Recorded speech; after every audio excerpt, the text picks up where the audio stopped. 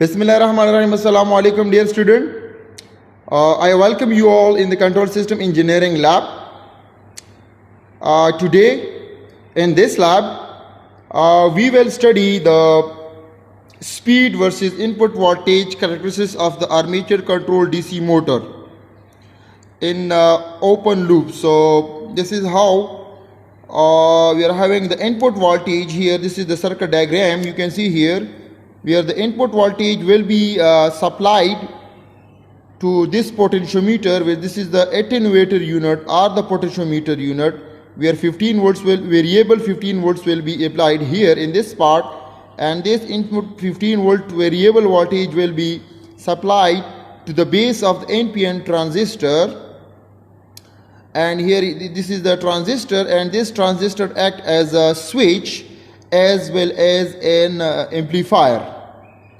So usually the voltage signal that is supplied by means of this attenuator unit or the potentiometer unit is very weak, and to amplify that signal the NPN transistor is used with the field winding here. Similarly, there is a voltage supplied over here, and that is the 24 volt VCC.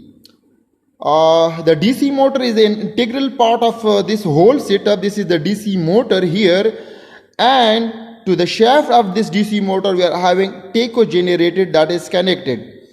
So the voltage generated by this tachometer is the function of the speed of this DC motor.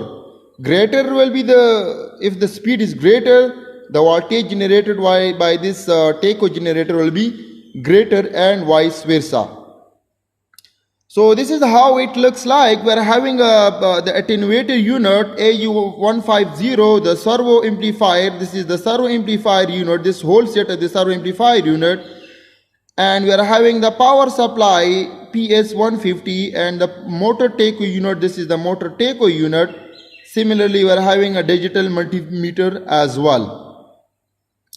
So coming to the practical setup, you are having this potentiometer. This is the attenuator unit or the potentiometer, where we can supply a fixed 15 volts between one terminal and terminal number 6. This is terminal number 4 and this is terminal number 6. Similarly, we are having another potentiometer here, the terminal number 1 and terminal number 3. So these are two potentiometers.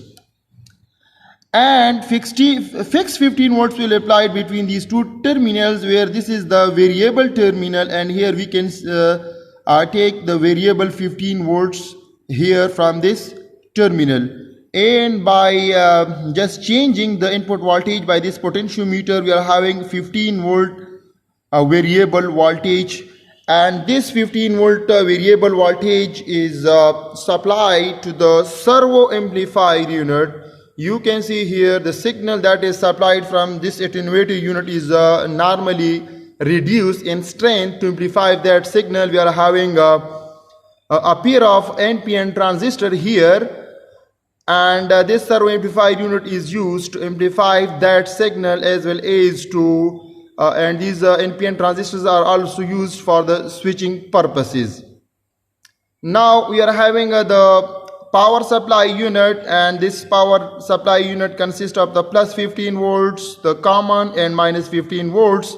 Similarly here plus 15 volts common and minus 15 volts. This is the motor unit. This is basically the DC motor, the motor tacho unit, and we are having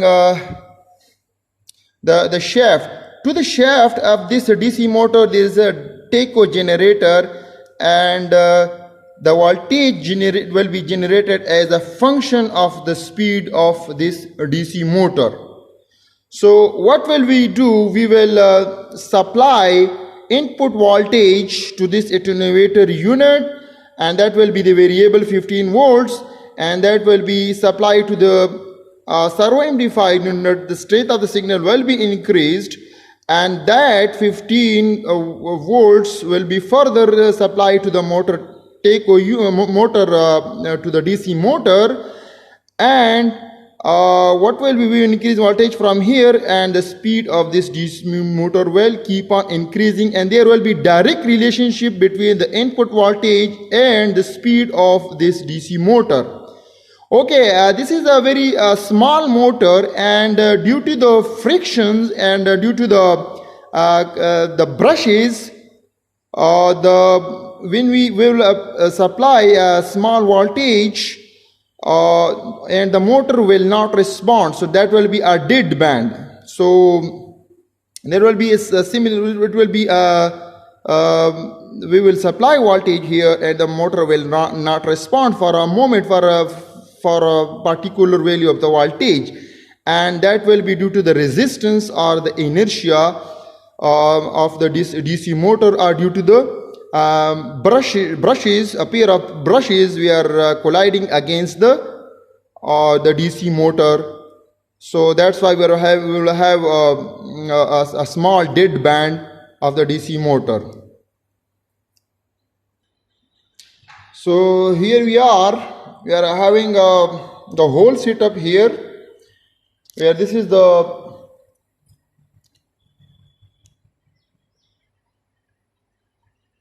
attenuator unit, and we are having 15 volts that is supplied. This is the common 0, that is the variable point.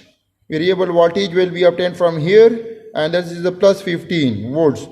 And these are you can see here the function of, we will see, we will start here, we will keep on increasing the voltage, and you can see here the motor has start rotation, and as we keep on increasing the input voltage, you can see here the voltage generated from the tacho generator is 2.22, and the position of the voltage is 4. Similarly, by increasing the position to the 5, you can see here the input voltage is 5.6 volts.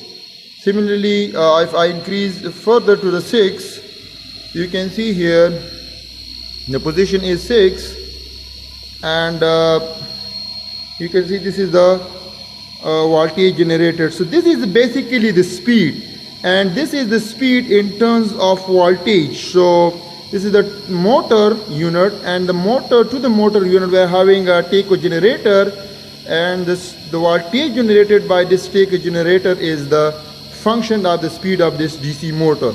So if we keep on increasing the the voltage generated of the tacho unit will be increased. So that's it.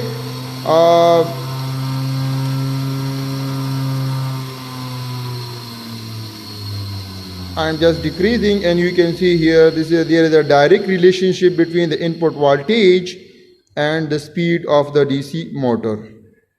So thank you.